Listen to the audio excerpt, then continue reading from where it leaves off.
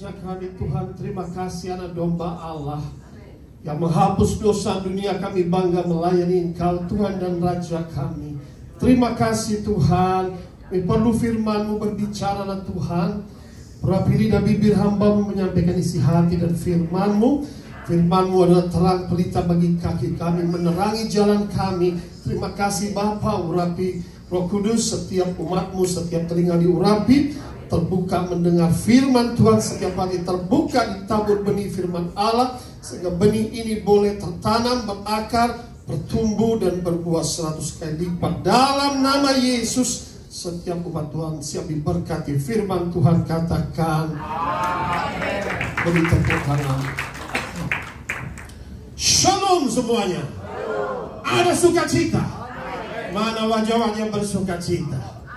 Kita adalah umat yang sudah ditebus Tuhan, katakan amin. Oh yes, puji Tuhan, kita masuk di bulan yang penuh sukacita karena Paskah itu adalah bulan kemenangan. Amin, saudara. Saudara dan saya ditebus oleh Tuhan. Iblis dikalahkan, dosa dikalahkan, maut dikalahkan. Beri tepuk tangan bagi Tuhan kita. Haleluya, haleluya.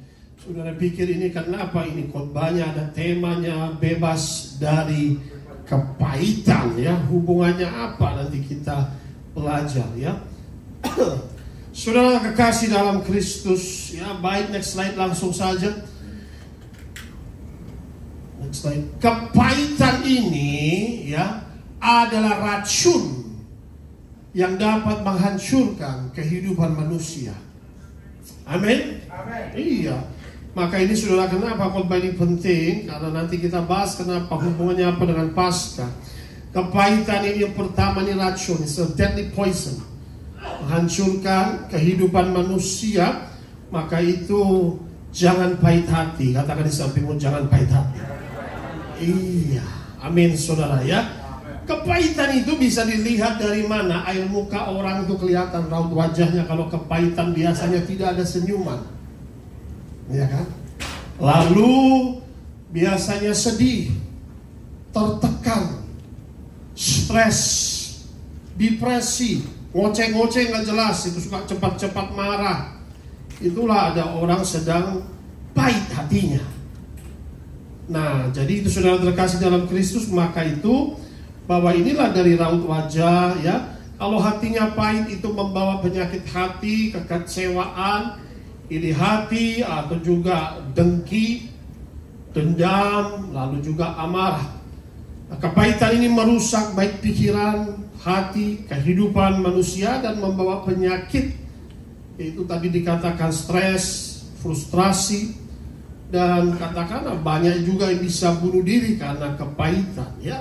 Maka itu saudara terkasih dalam Kristus, jika hatinya pahit dapat membawa kepada penyakit hati. Bagaimana mengatasi kepahitan? Ayat membuka, yuk Pak Jimmy baca di situ Amsal 17 ayat 22, yuk. Ya.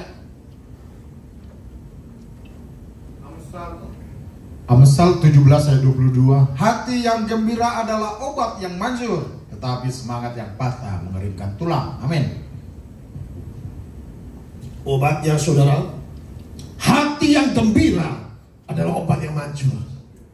Obatnya harus sukacita, katakan amin. Orang yang bersukacita itu jauh dari kepahitan.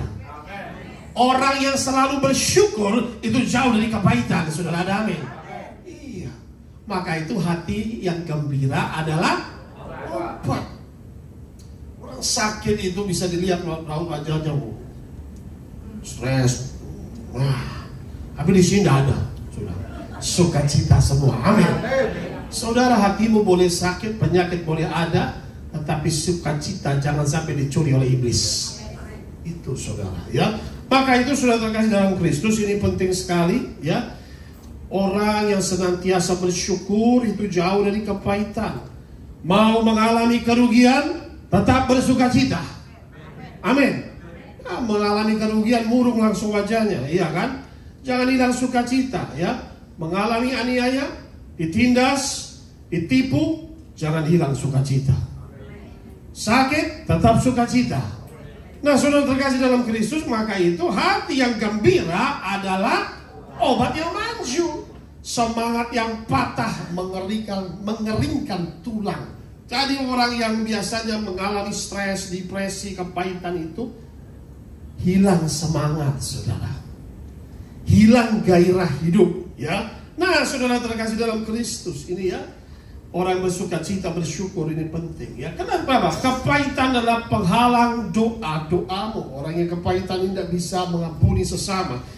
Nah, saudara mungkin bertanya, Pak, hubungannya apa Paskah dengan kepahitan? Adakah hubungannya? Kita akan ada di bulan Paskah ini. Oke, baik. Next kita lihat firman Tuhan, peringatan Paskah. Keluaran 12 ayat 8 dikatakan demikian firman Tuhan. Ketika mereka merayakan Paskah sebelum keluar dari Mesir, pertama Paskah dirayakan adalah di Mesir, yaitu mereka memotong domba.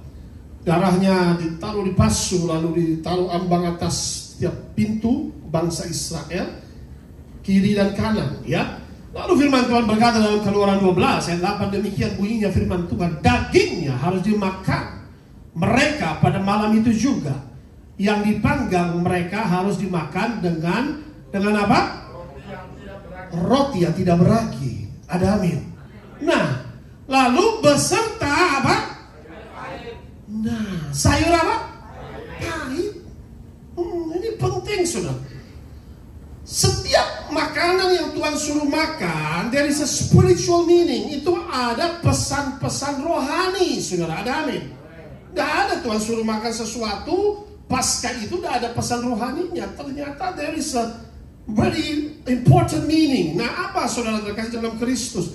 Yang pertama, kita mengingat Paskah adalah penebusan, di mana umat Israel berdoa 400 tahun diperbudak di Mesir, ya kan? Maka berdoalah dan Tuhan mendengar doa, Tuhan menjawab doa.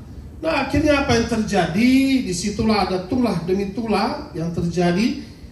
Tuhan menghukum orang-orang Mesir itu. Lalu tulah yang terakhir adalah malaikat maut berjalan, dan anak sulung dari Mesir itu semua meninggal, termasuk ternak sulung. Tapi disitulah Tuhan bilang potong domba, ya. Maka itu potong domba itu ya yang katakanlah sebagai penebusan, ya. Maka itu dalam Yohanes 1 ayat 29 kita buka di situ, domba ini yang disembeli ini melambangkan Kristus. Cari Yohanes 1 ayat 29. Boleh dibacakan Yohanes 1 ayat 29. Yohanes 1 ayat 29. Yohanes 1, Injil Yohanes pasal 1 ayat 29. Yohanes 1 ayat 29.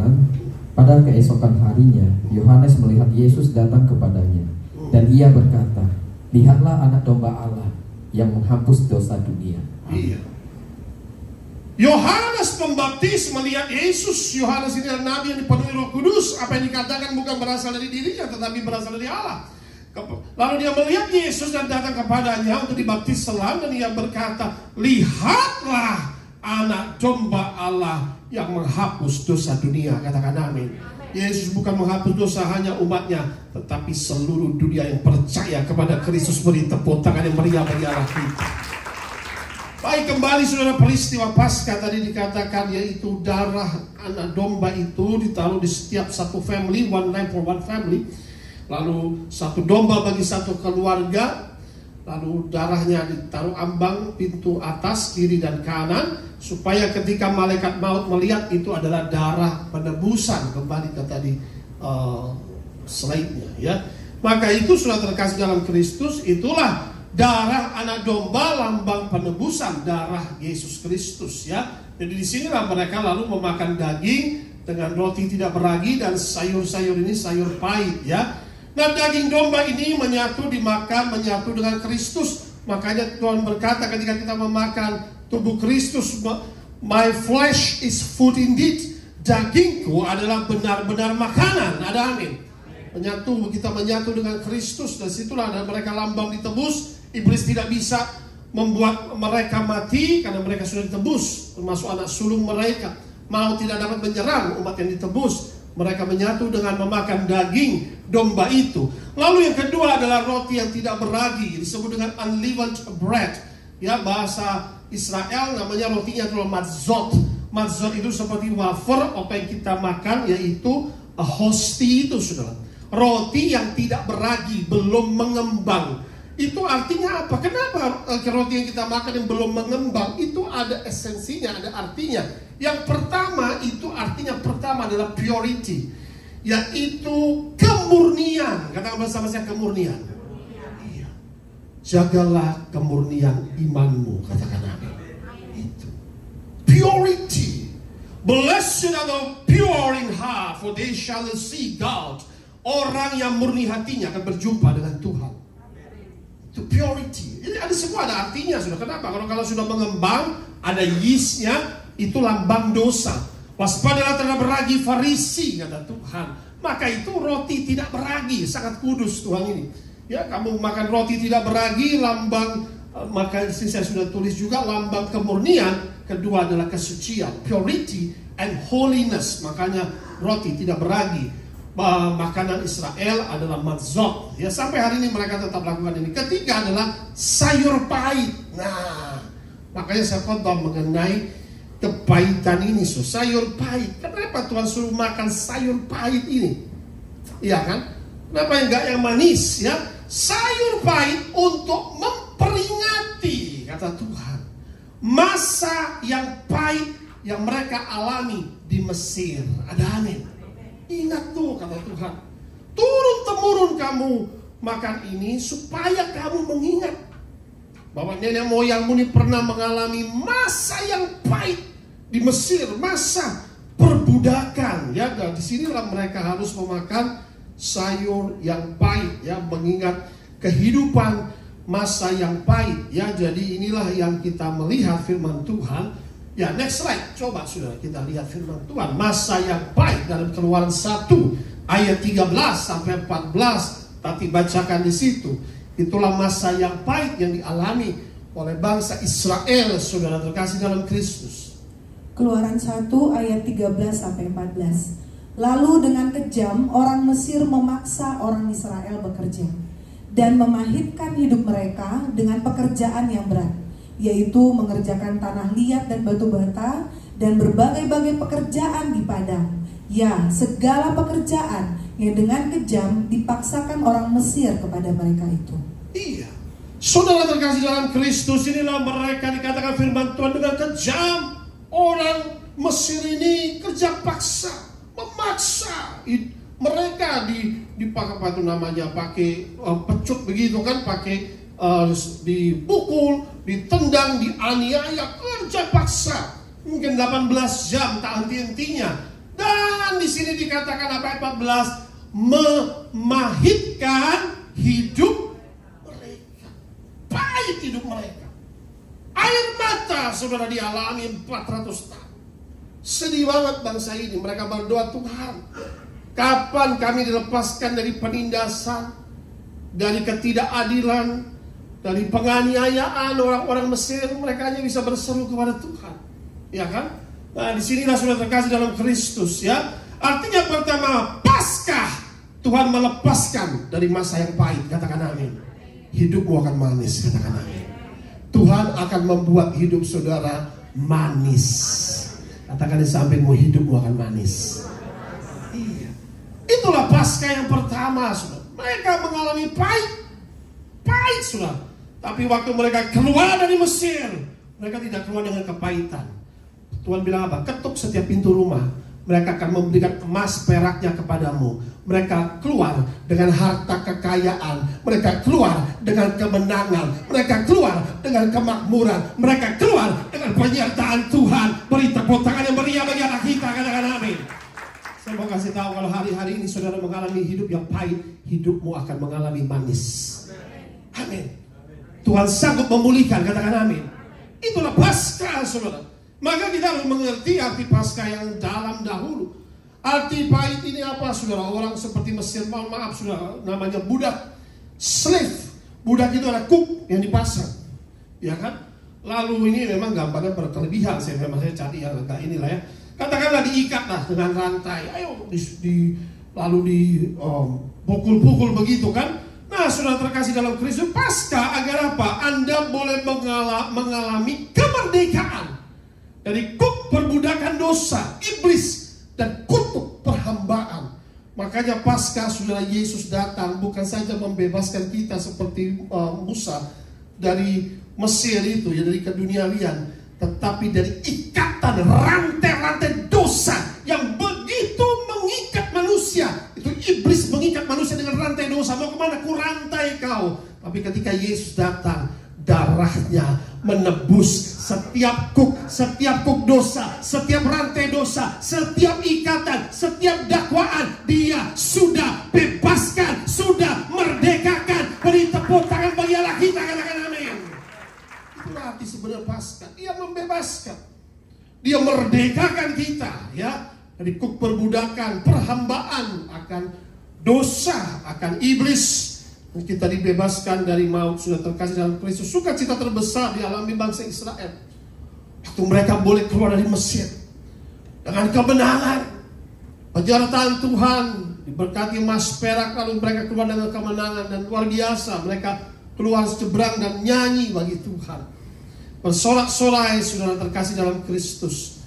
Hak hidup mereka yang seperti budak itu pun tidak enak, sudah diperbudak, tidak adil, dianiaya, ditindas, dan disiksa yang mereka alami, ya, oleh Mesir. Dan itulah beban berat mengalami kerja keras dan kerja paksa. Maka itu sudah terkasih dalam Kristus. Makanlah sayur pahit supaya kau mengingat masa-masa pahitmu yang kau alami, ya kan? Memang saudara terkasih dalam Kristus, terkadang Tuhan izinkan kita mengalami masa yang pahit. Karena kalau tanpa pahit, engkau tidak tahu arti apa itu manis. Amin, saudara. Iya. Terkadang Tuhan izinkan mengalami masa yang pahit, supaya Tuhan bilang nanti kalau manis, engkau memuliakan aku. Ya, masa pahit ini memang ada, sudah terkasih dalam Kristus, ya. Nah, kita akan bahas ini karena penting, ya. Untuk apa, saudara? Maka itu sudah terkasih dalam Kristus, supaya kita ini bebas dari pahit. Saudara harus lepas dari kepahitan, saudara, katakan amin. Kenapa, saudara? Kalau saudara melepas dari kepahitan, engkau tidak akan mengalami stagnasi dalam hidupmu. Orang yang pahit itu stagnasi hidupnya. Anda bisa mengampuni orang lain, terus melihat ke belakang, terus menoleh ke belakang. Tetapi orang yang sudah merdeka dari kepahitan, dia mengalami terobosan dan bebas. You will have breakthrough, you will have breakthrough. Engkau akan mengalami terobosan, engkau akan mengalami kemajuan, and you will break free. Engkau akan mengalami kemerdekaan, kelepasan, hatimu dipulihkan, hidupmu dipulihkan, dimerdekakan. Beri tepuk tangan yang meriah bagi Allah kita. Kita harus bebas dari kepahitan, katakan amin. Masa pahit dialami bangsa Israel, dan mereka dibebaskan dan dimerdekakan dari masa yang pahit itu, katakan amin. Hari-hari ini banyak orang Kristen pun mengalami hal yang pahit. Apakah umat Tuhan tidak bisa mengalami hal yang pahit? Bisa. Ada banyak tokoh-tokoh Alkitab yang mengalami hal yang pahit dalam hidup mereka, disebut dengan masa yang pahit. Maka itu saudara terkasih dalam Kristus, itulah arti sebenarnya dari Paskah, supaya dibebaskan dari perbudakan, ya. Yesus datang bebas dari perbudakan dosa. Next slide. Kita harus mengambil keputusan untuk bebas dari kepahitan. Maka itu ayat firman Tuhan di dalam Ibrani pasal 12 ayat 15. Baik, Ibu Sarah bacakan di situ. Ibrani pasal 12 ayat 15.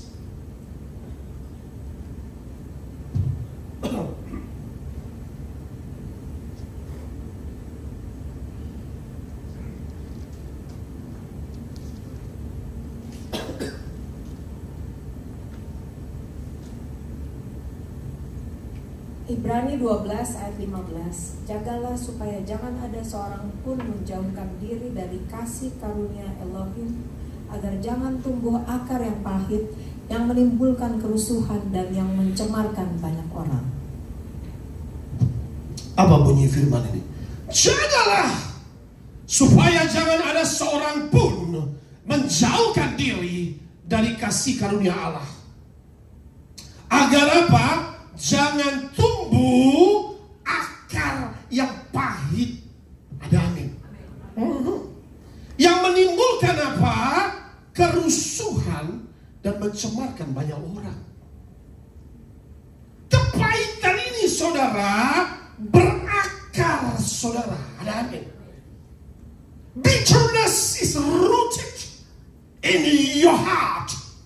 Kepahitan itu berakar dalam hati manusia. Ada amin.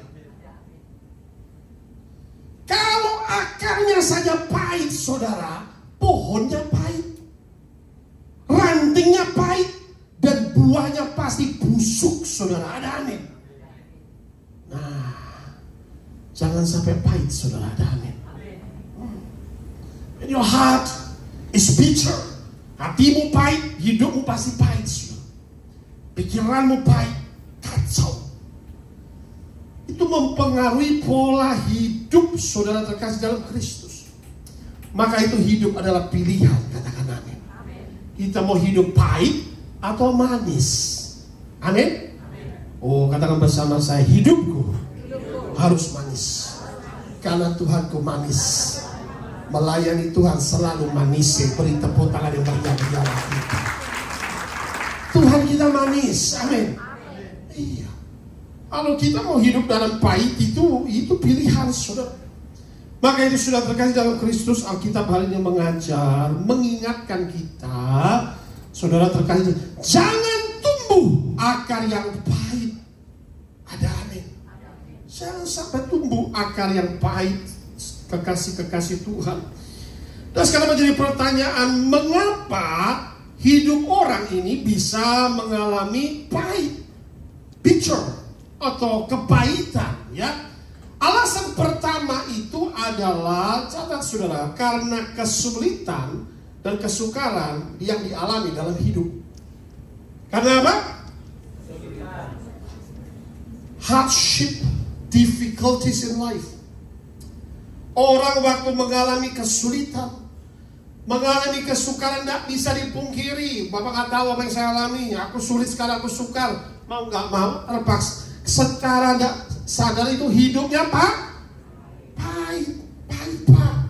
Saya sedang sulit, saya sedang suka. Jadi inilah poin-poin alasan yang kita lihat dulu. Pertama, mengapa hidup itu bisa orang bisa mengalami pahitan? Karena ada kesulitan dan kesukaran dalam hidup. Yang kedua, kenapa orang bisa mengalami kepahitan? Karena apa? Hatinya terluka. Hatinya terluka, mulai pendarahan hatinya. Dan itulah terbuka celah bagi si Baalzebub untuk masuk waktu hati terluka. Baalzebub disebut dengan Lord of Lies.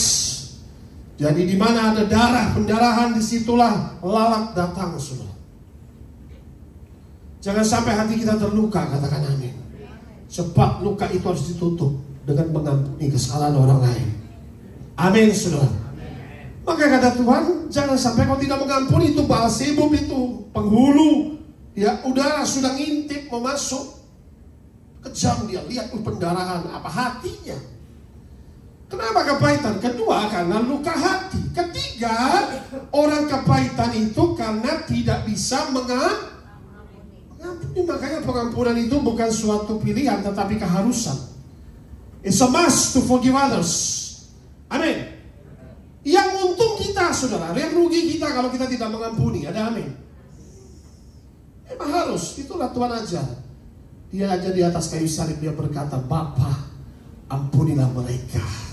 Walaupun dia diludahi, diolok-olok, sebab mereka tidak tahu apa yang mereka lakukan. Itulah Tuhan yang kita layani. Kita bangga melayani Tuhan dan Raja kita yang turun dari surga mencari kita orang berdosa, mengampuni dosa-dosa kita. Allah kita luar biasa, Allah kita ajaib. Dia Yesus. Beri tepuk tangan bagi Tuhan Yesus. Hendaklah engkau menjadi serupa segambar seperti Kristus itu. Katakan amin. Harus bisa, saudara. Katakan di sampingmu, harus bisa, bro. Iya, mengampuni. Amin. Tidak bisa ya, rugi kita sendiri. Terluka, saudara. Hati terluka, tidak bisa mengampuni. Inilah poin-poin kepahitan yang keempat. Kenapa masih kepahitan? Karena apa? Gagal move on. Mengalami apa? Stagnasi. Tidak bisa dia maju, tidak bisa dia move on. Terus menoleh ke belakang. Terus mengingat mengingat kesalahan masa lalu. Terus mengingat kesalahan yang lampau orang lain. Saudara, orang yang mau ketemu saja 4, nanti gua kesana diingat-ingat lagi. Malas gua ketemu dia. Nah, betul apa betul? Ayo. Nah, apalagi dia sudah tua-tua begitu. Habis ini enggak, sini tuanya bijaksana seperti Kaleb. Puji Tuhan. Amin. Jangan ingat-ingat saudara. Ada amin. Ya, diingat-ingat terus. Yesus saja mengampuni dosa kita. Amin. Ampunilah kesalahan orang lain seperti Bapamu di surga mengampuni kesalahanmu. Katakan amin. Ini penting saudara, karena kalau kita tidak move on, engkau masih mau berada di Mesir atau engkau mau masuk dalam negeri berlimpah susu dan madu. Katakan amin. Iya. Kalau mau maju breakthrough, saudara nggak usah lihat Mesir lagi. Katakan amin. Jangan menoleh ke belakang, saudara terkasih dalam Kristus. Kalau nggak mengalami stagnasi secara rohani. Karena apa saudara? Karena mengapa bisa kepahitan? Karena di sini jelas dikatakan karena menjauh dari kasih karunia Allah. Those who are close with the grace of God will not have bitterness. Orang yang hidup dalam kasih karunia Tuhan tidak akan mengalami kepahitan dalam hidupnya. Yang setuju dengan saya beri tepuk tangan yang meriah lagi. Amin saudara. Maka itu sudah terkasih dalam Kristus. Hari ini kita akan melihat bahwa waduh, jangan sampai ya saudara mengalami masa kepahitan, lalu saudara sedih, berlarut dalam kesedihan, dan akhirnya stagnasi saudara. Karena apa? Dunia ini akan masuk dalam masa kesukaran besar yang disebut the Great Tribulation. Ini belum apa-apa. The Great Tribulation, masa kesukaran besar, berarti masa pahitnya yang terbesar. Nah, tapi saudara nggak usah takut. Saudara dan saya ditentukan untuk diluputkan dan dibebaskan dari masa kesukaran besar. Sebab Tuhan kita akan menjemput kita di awan-awan. Kita akan masuk dalam kemuliaannya. Katakan amin. Masuk pesta perjamuan kami dan domba. Katakan amin. Bagi yang siap sedia, bagi yang menyambut kedatangan Tuhan, bagi yang menanti-nantikan Tuhan, nantikan Tuhanmu. Beri tepuk tangan yang meriah bagi Allah kita, saudara. Amin. Kalau Tuhan bebaskan tahun Mesir itu, saudara, mungkin 5.000 tahun yang lalu, udah lama begitu, Tuhan juga akan bebaskan kita. Katakan amin. Ada the Great Tribulation yang mau datang, saudara. Ya, maka itu saudara terkasih dalam Kristus, tokoh-tokoh Alkitab mengalami masa yang pahit. Akan datang the Great Tribulation. Siapa tokoh yang mengalami masa yang pahit? Kita buka next, Ayub. Ada masa pahit yang dialami oleh Ayub dalam hidupnya. Ayub, Alkitab mencatat siapa dia, adalah orang yang saleh. Oh, he was so blessed. Dia sangat diberkati. Diberkati juga anak-anaknya, tapi anak-anaknya pesta pora tidak benar, gak karu-karuan kelakuannya. Bapaknya saleh, anaknya ngaco, saudara. Ya, mau tidak mau iblis cabut itu, ya kan? Ambil kesempatan, waktu diuji, habislah anak-anaknya. Ayub mengalami pencobaan yang berat sekali, mengalami masa yang super pahit, saudara, dalam hidupnya. Hilang anak, hilang kekayaan, hilang harta, penyakit, waduh saudara. Coba kita dengar apa kata Ayub. Ayub pasal 7 ayat 11. Oleh sebab itu, aku pun tidak akan menahan mulutku. Aku akan berbicara dalam kesesakan jiwaku, mengeluh dalam apa? Kepedihan hatiku. Ya, dalam Ayub pasal 7 ayat 11. Ya. Mana Pak kepahitan bahasa Inggris ada sudah ya. Therefore I will not restrain my mouth. I will speak in the anguish of my spirit. I will complain in the bitterness of my soul. Bitterness. Dia mengalami kepahitan, jiwanya pahit sekali sudah. Dia mengalami kesedihan. Tuhan, mengapa aku mengalami ini? Aku hidup benar, aku rajin beribadah. Ayub mengalami saudara, ya. Oleh sebab itu aku pun tidak akan menahan mulutku. Aku akan berbicara dalam kesesakan jiwaku, mengeluh dalam kepedihan hatiku.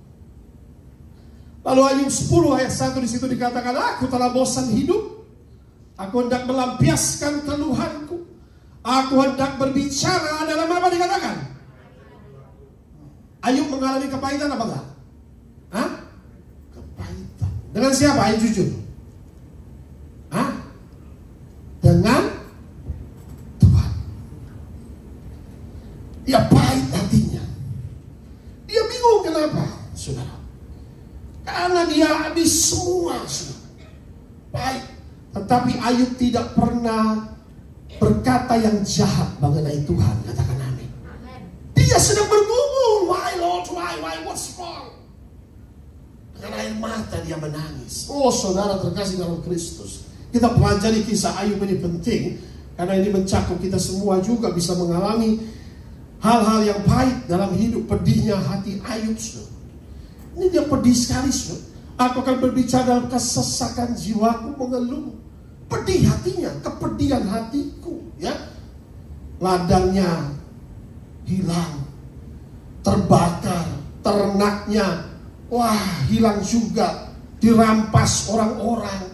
Kerugian yang dia derita dalam satu hari loh, saudara. Semua gedungnya terbakar, anak-anaknya mati. Satu persatu datang pertama, Tuan Ayub, anak-anakmu mati semua. Tuan Ayub, gedungmu terbakar. Tuan Ayub, habis itu juga ladangmu. Loh, Tuan Ayub, sampai dia mengoyakkan pakaiannya. Ternyata Tuan Ayubnya juga sakit, menderita borok yang luar biasa. Pedih hatinya, sudah terkasih dalam Kristus, ya. Ayub mengalami kepahitan, ya. Ya sedih, ya terus bergumul, saudara terkasih dalam Kristus, ya. Yang bergumul dengan Tuhan, kepahitan jiwa yang dihadapi. Next slide. Ada 10 poin yang saya catat, ya. Kepahitan dapat dialami siapapun dalam masa kesukaran. Ada masa kesukaran, jangan berlarut dalam kepahitan. Katakan amin. Amin. Akhirnya waktu Tuhan bicara, Ayub sadar.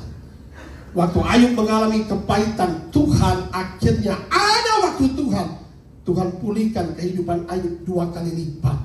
Keuangannya, semua martabatnya, semua kehormatannya, diberikan anak-anak baru yang cantik. Oh saudara terkasih dalam Kristus, Tuhan membuat sangat manis hidup Ayub. Beri tepuk tangan yang meriah bagi Allah kita.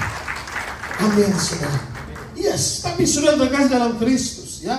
Bitterness is like drinking poison and waiting for the other person to die. Ayub kepahitan pertama karena hilang kekayaan, loss of wealth. Nah, orang-orang yang sedang hilang kekayaan, tiba-tiba dalam satu hari hilang kekayaan, ia akan tiba-tiba menderita kerugian, mungkin dirampok. Aduh, kepahitan. Coba abang gue, orang saudara ketemu orang dirampok, gak mungkin nantinya apa mulutnya hihihi, udah aneh saudara. Kebanyakan pasti ya, sedang dirampok, ya kan? Apalagi sekarang Bitcoin atau apa itu, ya kan? Kripto jebres, wah crash. Makanya jangan invest koin-koinan saudara. Ada amin. Saya sudah bilang waktu itu, ingat saya sudah bilang mengenai robot bangkrut semua tuh ratusan triliun. Dagang yang real, ada amin. Itu seperti judi, seperti yoyo, hari ini naik besok turun. Hidup saudara jadi seperti yoyo, bingung saudara.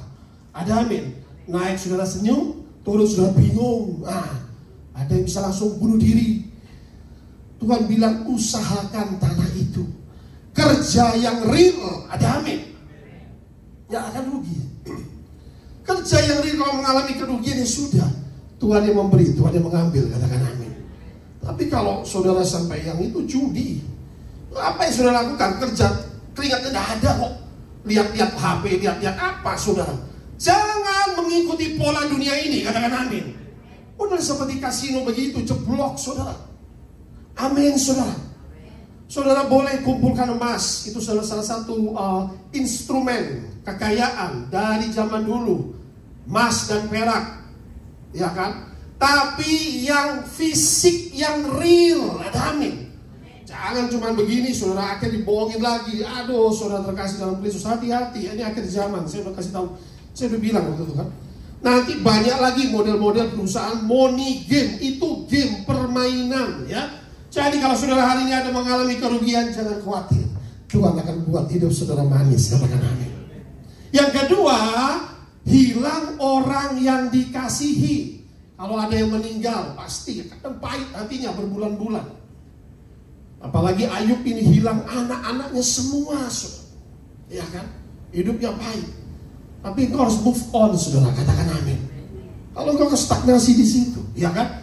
Yang ketiga, hilang kesehatan. Ayub sakit, habis, borok. Tapi saudara, Tuhan juga akhirnya menyembuhkan dia. Katakan amin. Iblis menimpakan penyakit, Tuhan menyembuhkan, ya kan? Lalu dia secara sosial diasingkan keluarga dan sahabat. Waktu dia penyakit, gak ada yang mau tengok. Waktu banyak duit, semua datang. Makanan banyak, melimpah, semua datang. Waktu gak punya apa-apa, habis.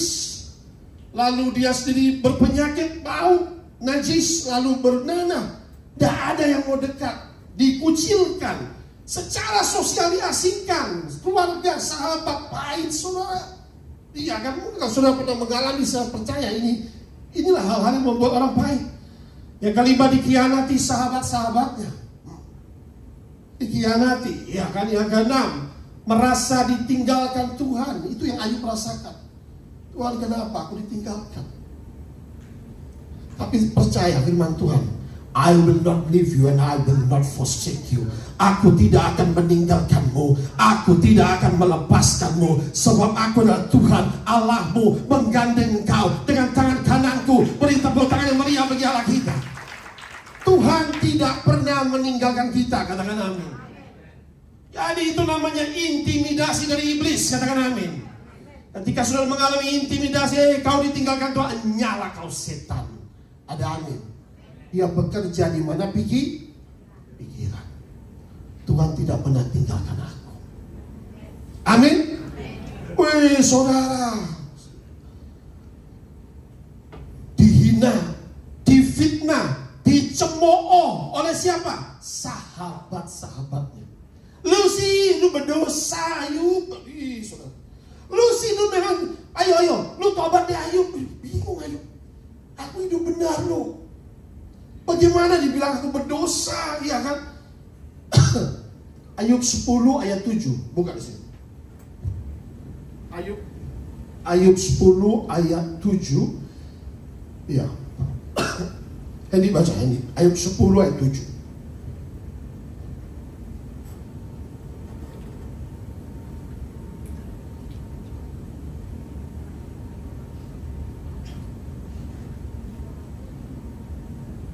Ayub 10 ayat 7. Padahal engkau tahu bahwa aku tidak bersalah, dan bahwa tidak seorang pun dapat memberi kelepasan dari tanganku. Amin. Ayub bilang, Tuhan, aku udah benar, aku udah bersalah. Amin, saudara. Aku gak akan bisa lepas, Tuhan. Kalau aku salah di tanganmu, gak mungkin aku lepas. Teman-temannya, kembali ke tabel tadi, teman-temannya khianati, fitnah, cemooh.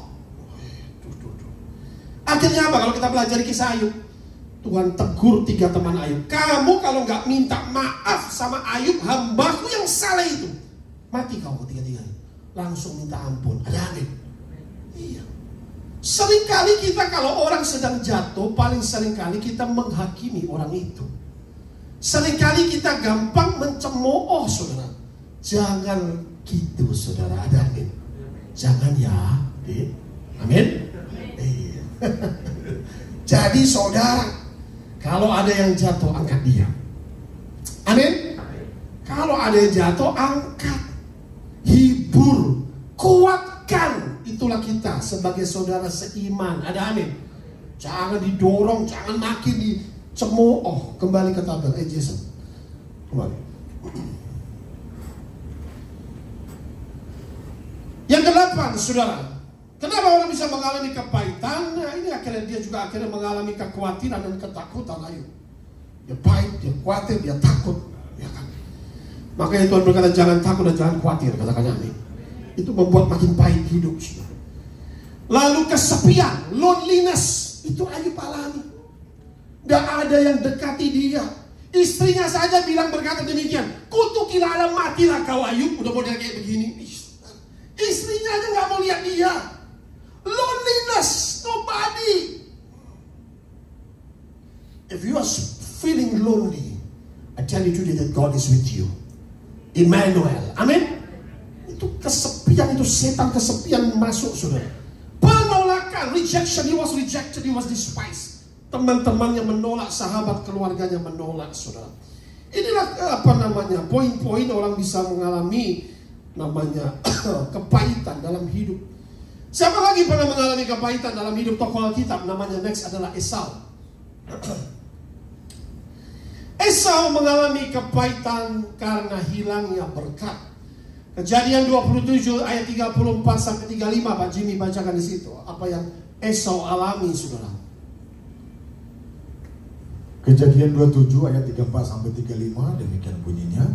Sesudah Esau mendengar perkataan ayahnya itu, meraung-raunglah ia dengan sangat keras dalam kepedihan hatinya, serta berkata kepada ayahnya, "Berkatilah aku ini juga ya Bapak." Jawab ayahnya, "Adikmu telah datang dengan tipu daya dan dengan merampas berkat yang untukmu itu." Saudara, kita tahu di sini adalah peristiwa di mana ya didukunglah ibunya dengan tipu daya. Si Yakub pakai baju dengan berbulu, ya masak, ya kasihlah makan itu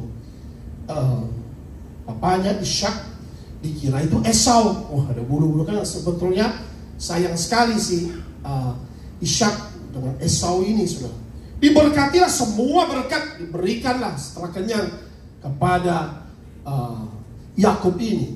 Jadi saudara, kalau mau diberkati orang juga, kenyangkan orang itu dulu. Amin. Iya, karena seringkali pendamaian terjadi di meja makan, saudara. Iya, kalau orang sedang marah-marah, yuk kita makan dulu. Marahnya hilang, saudara, balik diberkati, saudara. Iya. Nah, saudara terkasih dalam Kristus, kita bisa melihat sesudah itu Esau datang. Loh, papanya pegang, ini juga ada bulunya lagi. Kok? Lah, yang tadi siapa? Waduh, tadi bukan aku, papaku. Waduh, ya. Kata papanya, semua berkat itu sudah kuberikan kepada yang tadi. Waduh, maka kamu akan jadi hambanya yang tadi. Aduh, dia pikir, ya kan? Maka di sini kan sesudah Esau mendengar perkataan ayahnya itu, meraung-raunglah ia, nangis dia, meraung-raunglah ia dengan sangat keras dalam kepedihan hatinya. Pahit, saudara, hilang berkat dari papanya. Kenapa? Spiritual blessing is very important. Ada amin? Berkat rohani itu paling penting, saudara. Itu kekal. Berkat duniawi sebentar, saudara. Tapi kalau blessing yang datangnya dari Tuhan, itu selama-lamanya tidak akan pernah hilang. Beri tepuk tangan yang meriah bagi Allah kita.